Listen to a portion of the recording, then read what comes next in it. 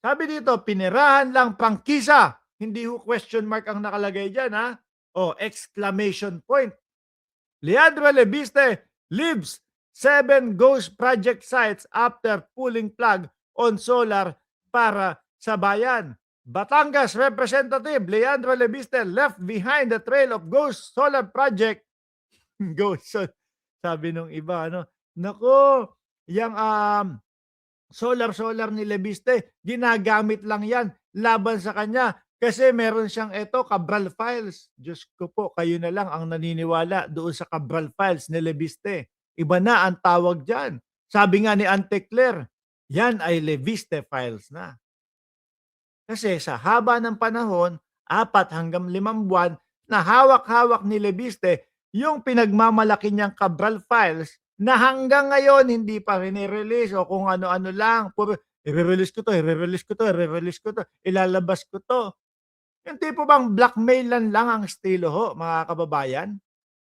No, ilalabas ko to. Pagka pinush nyo yung aking 24 billion na multa, puro ganun naman. Sabi na nga nung ibang DDS, nauumay na kami sa inyo. No?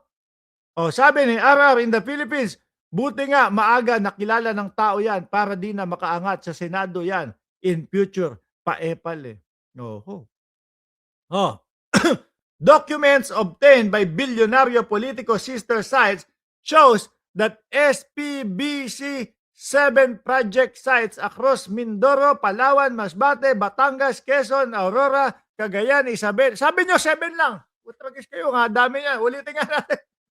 Sabi, 7 project sites. Oh, Mindoro, Palawan, Masbate, Batangas, Quezon, Aurora, Cagayan, Isabela, Panay, Negros, Misamis, and Davao. 12 ito eh. Sabi nyo 7, ayan oh. 7 project sites across Mindoro, Palawan, Masbate, Batangas, Quezon, Aurora, Cagayan, Isabela, Panay, Negros, Misamis, and Davao became effectively stranded after local government declined to assume control, turning what were pitched as public service project into idle, unwanted assets. Basta ako tahimik lang dito sa Dahig. Jailhouse Rock, Netherlands. Sabi ni Digonggong. Oh, di ba? Yan po talaga yung mga kakaharapin ni Leandro Lebiste. At ako ho, mga kababayan, naniniwala ho ako, 2019 pa lang, alam niya na darating ang dagok na ito sa kanya. Kaya po, yung Cabral files niyang pinag-aarte, panakip-butas na lang ang nakikita ko ho doon. Hugutin natin tong Cabral Files. Pilitin natin na makakuha nitong Cabral Files. Kailangan umepal tayo dito sa flood control, etc. para magmukha tayong hero bago pa lang makita o malaman ng taong bayan etong mga kabugukan sa solar. Hanging Mars, lalagyan daw ng solar power, Boss Mark. Sabi ni Danilo Espejo. Nakita nyo ho yung pagkakasunod-sunod ho. At ang Department of Energy naman ho, mga kababayan, ay laging sinasabi, talagang 2019 pa lang, pinapadala nila yung notice dito sa kampo ni Leandro Lebiste. Oh, nakakuha ng pagkakataon, nagkaroon ng magandang sasakyan, sinakyan, 'di ba? I love you, Baby M. Oh, shout out sa iyo.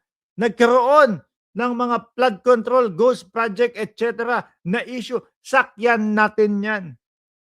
Maki-Cabral Files tayo, no? Pumunta tayo doon sa kay Yusek Cabral. Agawin natin yung Cabral Files. Halata ho, na epal lang eh. At gusto lang po talaga matakpan. Pero biruin mo, humihingi na sila ng tulong kay Panfilo Lacson na ating senador. Medyo nababasa ko na nga po si Senator Ping Lacson na tipo bang parang gustong isalba na si Leandro Lebiste. Kaso nakinig pa doon sa mga DDS, anak ng tokwa, meron pang pagkaso kay Atty. Claire na nalalaman. Mananalo daw ho sila, mga bossing. Mananalo, pagkita ko dun sa lawyer. Paano yu paano mananalo yun, 'di ho ba?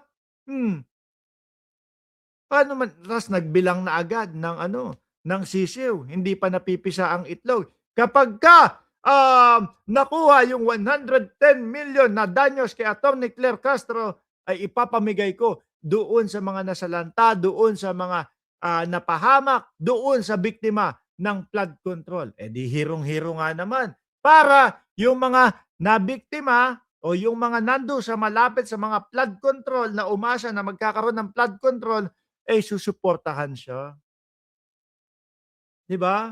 Sa dami, ng tatakutin si Yusek pa, oo. Hindi yata nila alam 'no, na talagang kapagka etong may kliyente napanood ko 'yun, yung kay Attorney Claire Castro, 'yun talagang ipinaglalaban niya yung karapatan niyang kanyang kliyente. Oh, magpalit na kaya ako ng lawyer, si Attorney Claire na lang kaya? Mukhang ano, bawal na siyang mag-ano, dahil spokesperson siya. Hindi ko lang alam, hindi ako sigurado dun. Pero mahusay po yung lawyer namin ano, family lawyer po namin yun. Shout out kay, Attorney Maynard Panela. Oh, magaling din ho yan mga kababayan. Kapagka kailangan yung lawyer, naku, puntahan niyo po yan 'no. Ano ba yung pangalan nila? Alpha, law firm. Ngayon 'no, mga kababayan, alisin na natin si Leviste. Malaki na nga problema, dinadagdagan pa ho natin mga bossing. Ngayon po, alisin na natin ito, kanino na ba tayo? Doon muna ho siguro tayo, mga kababayan, sa isang may problema din. Naalala niyo si Kiko Barsaga? Sabay-sabay na natin 'tong mga promil kids na ito 'no.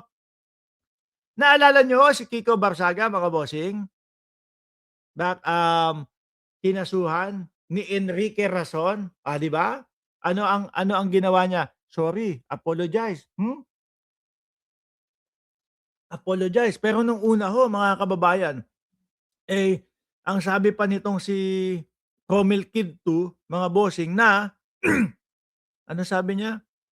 Lalabanan ko, haharapin ko at hindi ako natatakot kay Enrique Rason, lalabanan ko siya sa korte with matching pusa na paikot-ikot doon sa kanyang podium sa harap, 'di ba? O nung nagpa-interview siguro napagtanto nung bata na mali nga talaga yung ginawa ko at mukhang mayayari talaga ako ng 100 million. Sorry, oo, tama po at totoo po yang sinasabi ni I Love You Baby M45.